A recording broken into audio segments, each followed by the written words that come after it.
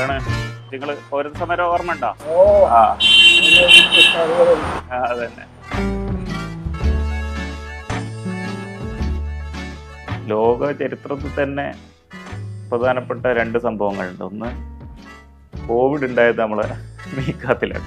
നമ്മുടെ സ്വാതന്ത്ര്യത്തിന് ശേഷം ഇന്ത്യ കണ്ട ഏറ്റവും വലിയ പ്രക്ഷോഭം, പ്രത്യേകിച്ച് മുസ്ലിം സമൂഹം മുന്നിൽ നിന്നൊരു പ്രക്ഷോഭമാണ് പൗരത്വ പ്രക്ഷോഭം.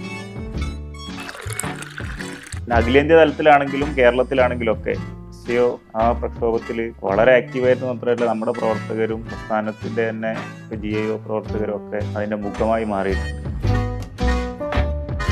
ഫറൂഖ് കോളേജിലാണ് പഠിച്ചത്, ഡിഗ്രി. PG പഠിച്ചത് പോണ്ടിച്ചേരി സെൻട്രൽ യൂണിവേഴ്സിറ്റിയിലാണ്. അപ്പം ഫറൂഖ് കോളേജിൽ നിന്നും അതിന് മുമ്പ് ചേന്നാമല്ലൂർ ഇസ്ലാഹിയ പഠിച്ചു. ഇസ്ലാഹിയ, ഫറൂഖ് കോളേജ്, പോണ്ടിച്ചേരി യൂണിവേഴ്സിറ്റി എല്ലായിടത്തും SIOന്റെ വ്യത്യസ്ത രീതിയിലുള്ള പ്രവർത്തനങ്ങളൊക്കെ അനുഭവിച്ചിട്ടാണ് നമ്മൾ വളർന്നത്. അല്ല, SIO നമുക്ക് പകർന്നു തന്ന ഒരു ആശയ ലോകമുണ്ട്. അത് തന്നെയാണ് നമ്മുടെ ജീവിതത്തെ തന്നെ മുന്നോട്ട് നയിക്കുന്നത്.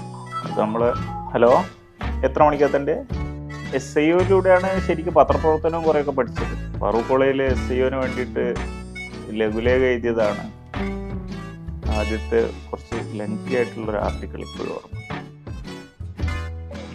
സർവത്തനക്ക് ഫുള്ള് വേണ്ട. പൗരത്വ ബില്ല് പാർലമെന്റിൽ പാസ്സാക്കി അന്ന് രാത്രി, അന്ന് പാർലമെന്റിൽ വെച്ച് പൗരത്വ ബില്ല് നമ്മുടെ അസദുദ്ദീൻ ഉവൈസി MP കീറി എറിയുന്ന ഒരു സംഭവമൊക്കെ ഉണ്ടായിരുന്നു. അന്ന് രാത്രി കുറച്ച് വൈകിട്ടാണ്. ശരിക്കും നമ്മൾ മഗ്‌രിബിന് ശേഷമൊക്കെ പ്രകടനമൊക്കെ വിളിക്കാം. ഇത് ഈ സംഭവ വികാസങ്ങളൊക്കെ ഉണ്ടായി പാർലമെന്റിലെ വിഷയങ്ങളൊക്കെ പുറത്തു വന്ന് രാത്രി കുറച്ച് വൈകിട്ടുണ്ട്. ആ സമയത്ത് VBന്ന് ഒരുപക്ഷെ കേരളത്തിലെ പൗരത്വ സമരത്തിനെതിരെ ആദ്യത്തെ പ്രകടനം ഉണ്ടായത് ചിലപ്പോൾ വിദ്യാർത്ഥിയാവുന്നതായിരിക്കും. കേരളത്തിൽ, ഇന്ത്യയിലെ അലിഗഡിലും ജാമ്യയിലൊക്കെ അപ്പത്തേക്ക് പ്രക്ഷോഭം ആരംഭിച്ചിട്ടുണ്ട്. പിന്നീട് നമ്മൾ തെരുവ് തന്നെയായിരുന്നു എന്ന് പറഞ്ഞാൽ ജനകീയ ഹർത്താലിന് SIO ഭാഗമായി. ഇപ്പോഴും ആ കേസുകൾ അന്നത്തെ ഹർത്താലുമായി ബന്ധപ്പെട്ട് ഒരു ദിവസം പ്രധാനമന്ത്രി പ്രസ്താവന നടത്തുകയാണ്, പൗരത്വ സമരത്തിൽ പങ്കെടുക്കുന്നവരുടെ വേഷം കണ്ടാൽ തിരിച്ചറിയുമെന്ന് പറഞ്ഞു. അപ്പോൾ ആ സമയത്താണ് നമ്മൾ ഷർട്ടൂരിക്കൊണ്ട് കോഴിക്കോട് ടൗണിലൂടെ പ്രകടനം വിളിക്കുന്നത്. അത് മാധ്യമങ്ങളൊക്കെ വലിയ രീതിയിൽ അന്ന് റിപ്പോർട്ട് ചെയ്യണ്ടേ. ഇന്ത്യയിലൊട്ടുക്കും നമ്മുടെ SIOന്റെ ഒരു ഷഹീൻ ബാഗിൽ പോയിരുന്നു. അതുപോലെ തന്നെ ജാമ്യ മില്ലയിൽ വലിയ സമരപ്പന്തലുണ്ടായിരുന്നു. അതിൽ നമ്മൾ അഭിവാദ്യം അർപ്പിച്ചുകൊണ്ട് സംസാരിക്കുകയൊക്കെ ചെയ്തിരുന്നു.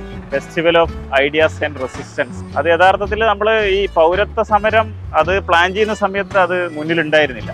അതില്ലാത്ത ഒരു സാഹചര്യത്തിലാണ് അതിൻ്റെ ആസൂത്രണമൊക്കെ നടക്കുന്നത്. പിന്നെ പൗരത്വ സമരം വരുന്നു. അങ്ങനെ പൗരത്വ സമരം കത്തി നിൽക്കുന്ന ഒരു സാഹചര്യത്തിൽ അതുകൊണ്ട് തന്നെ ആ ഫെസ്റ്റിവലിന്റെ ഉദ്ഘാടനം തന്നെ പൗരത്വ ബില്ല് കീറി എറിഞ്ഞുകൊണ്ടായിരുന്നു. കേരളത്തിൽ ജമാഅത്ത് ഹൽക്കുള്ള സ്ഥലത്തായിരിക്കും മിക്കവാറും SIO യൂണിറ്റ് ഉണ്ടാവുക. ജമാഅത്ത് ഇല്ലാത്ത SIO മാത്രമുള്ള ഒരു സ്ഥലമായിരുന്നു കോട്ടപ്പള്ളി. അന്ന് SIOന്റെ യൂണിറ്റ് സമ്മേളനം കോട്ടപ്പള്ളിയിൽ നടത്തിയ ഓർമ്മയുണ്ട്.